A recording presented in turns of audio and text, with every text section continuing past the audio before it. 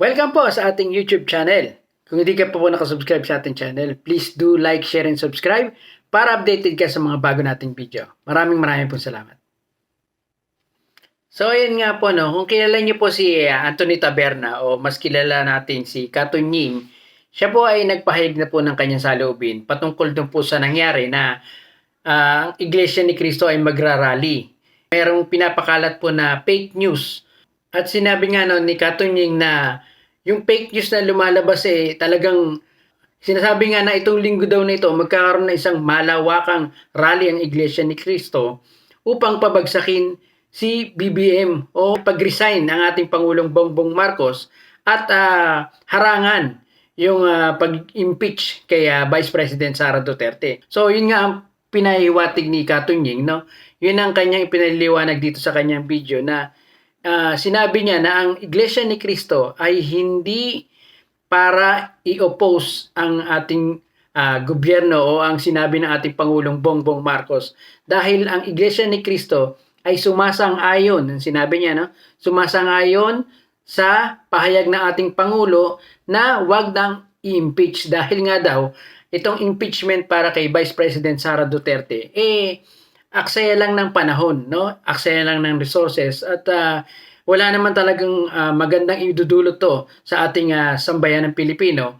Bagkus ito ay magkakawatak-watak nga, no? Ayon nga sa ibang mga sang-ayon din do sa mga ibang nagko-comment na wala naman talagang kapupuntahan itong impeachment na sinasabi ng ating Pangulo. Maliban na lamang dun sa mga merong sariling pang-interes. 'Di ba? Kung sino yung mga tao nagpupush ng impeachment, baka 'di ba? Baka meron silang mga sariling interes na kaya ipinupush nila itong impeachment na ito. So, nagpahayag nga ito si Anthony Taberna na si Katunying, no? Pakinggan natin yung kanyang payag at paliwanag tungkol dito sa fake news na lumalabas patungkol sa Iglesia ni Cristo at dun sa pagsang-ayon nga niya na ang Iglesia ni Cristo ay sumasang-ayon sa ating Pangulong Bongbong Marcos.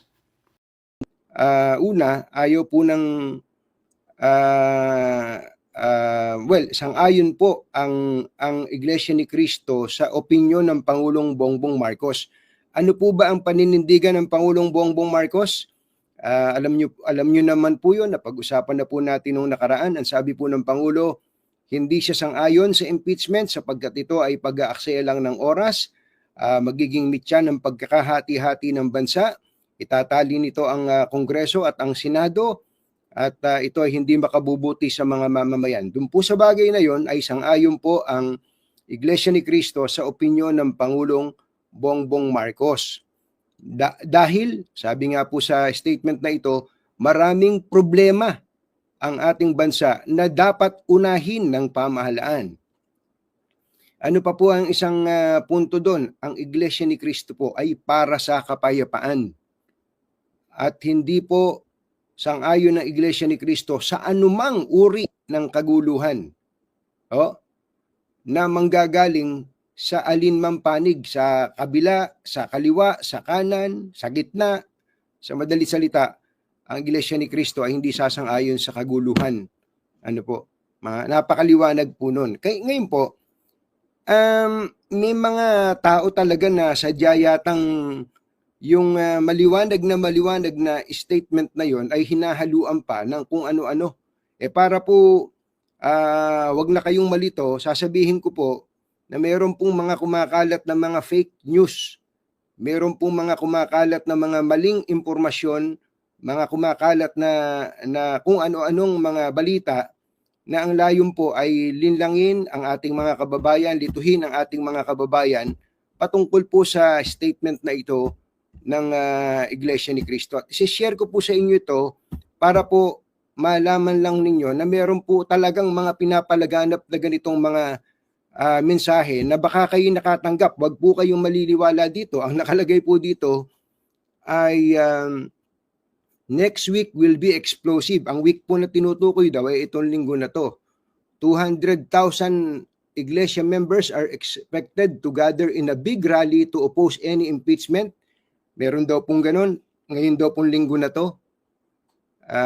At ano pa raw po, ang sabi, This is to press also BBM to resign. E de, yung nag-message, sumagot, saan sila magrarally? Diyan sa Maynila, nag-start na dito kanina.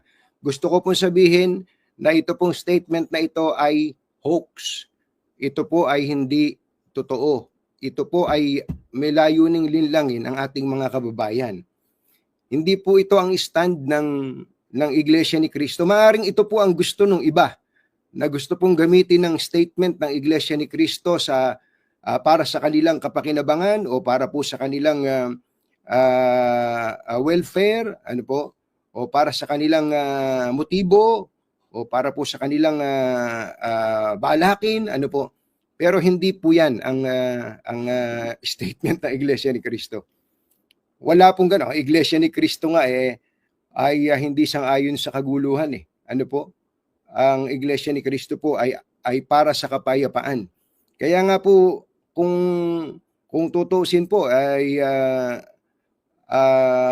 ang pahayag tungkol sa paghahanda ng malaking pagtitipon ng Iglesia ni Cristo ay para po igiit na unahin ang mga suliraning pambayan na napakarami po, mga kababayan. Ano po? So, yung pong mga nagpapakalat ng kung ano-ano para po iugnay sa statement na yon ng Iglesia ni Cristo, maliwanag na maliwanag po mga kababayan na hindi po ganoon. Wala pong intensyon ng Iglesia ni Cristo na mag-rally para pabagsakin ang pamahalaan. Wala pong ganoon. Hindi po namin stand 'yun. Hindi po stand ng Iglesia ni Cristo 'yun. In fact, sinusuportahan nga po ng Iglesia ni Cristo ang paninindigan mismo ng Pangulong Bongbong Marcos na ayaw nito ng impeachment dahil ito po ay wala namang mabuting maidudulot sa mga Pilipino, manapa ay mag-resulta lang ng pagkakahati-hati ng ating bayan. At subok na po yan. Subok na po natin yan. Tuwing may impeachment, nahahati po ang ating bayan. Yes, ito po ay parte po ng democratic process. Pwede pong mag-file ng impeachment ang sinuman sa Kongreso laban sa sinumang impeachable official. At pagka po ito inendorso ng isang miyembro ng House of Representatives, pwede po itong aksyonan ng Kamara. So ayun nga po, napakinggan natin na yung sinabi ni Katunying na ang Iglesia ni Cristo ay mananatili sa kapayapaan at hindi sila makikisali sa anumang destabilisasyon o sa mga fake news na lumalabas na sa mga balibalita na ito. Hindi nila sasakyan ito dahil sila ay para sa kapayapaan. At hindi stand ng Iglesia ni Cristo ang magdestabilisasyon. No, wala sa kanila yan dahil ang gusto ng Iglesia ni Cristo ay kapayapaan at tumulong sa ating gobyerno. So, ang Iglesia ni Cristo ay pumapabor sa ating Pangulo, sa ating gobyerno ngayon. No? Yung mga nagtutulak ng destabilisasyon na ito, yung mga nagsasabi na pabagsakin ng gobyerno at magrarally kasama ang Iglesia ni Cristo, malamang merong mga nasa likod nito at ito ang dapat na imbestigahan ng ating gobyerno. So tingnan na lang natin kung ano pa mga susunod na mga mangyayari, kung ano pa ang magiging reaksyon ng iba pang nating mga kababayan, lalo na yung mga miyembro ng Iglesia ni Cristo. No? I-comment nyo po sa baba kung ano po yung inyong saloobin tungkol dito. Kung si Katunying ba tama, ang Iglesia ni Cristo ba ay tama sa kanilang naging desisyon na sumang-ayon sa ating Pangulong Bongbong Marcos na wag nang ituloy ang impeachment para sa ating Vice President Sara Duterte. At kung hindi ka pa po nakasubscribe sa ating channel, wag po natin kalilimutan. Please do like, share, and subscribe. Hit the notification para updated ka sa ating mga bagong lalabas na mga video. Maraming po salamat sa suporta. At sa ating pong business, Brad's Air Conditioning po, meron po kaming servicing ng aircon, meron po kaming spare parts unit para sa inyo pong tahanan. Message lang po kayo sa baba, ito po yung number na po. Tawagan nyo lang po kami kung nais nyo po magpagawa o magpa-service ng inyong mga aircon unit sa inyong tahanan. Maraming po salamat po. Brad's Air Conditioning po. At sa ating pong merchandise po, wag po natin kalilimutan, Sportcho. Please like our page on Facebook, Sportcho. Kung nais nyo po magpagawa ng shirts, kung nais nyo po magpagawa ng shirts, meron din po kami mga caps, bags, and other product po. Please support our page on Facebook, Sportcho po. Malaking bagay po ito at nakakatulong po sa aming channel. Salamat po. Kahit magdamagan, di na masama yan kung ako naman ang iyong kasama.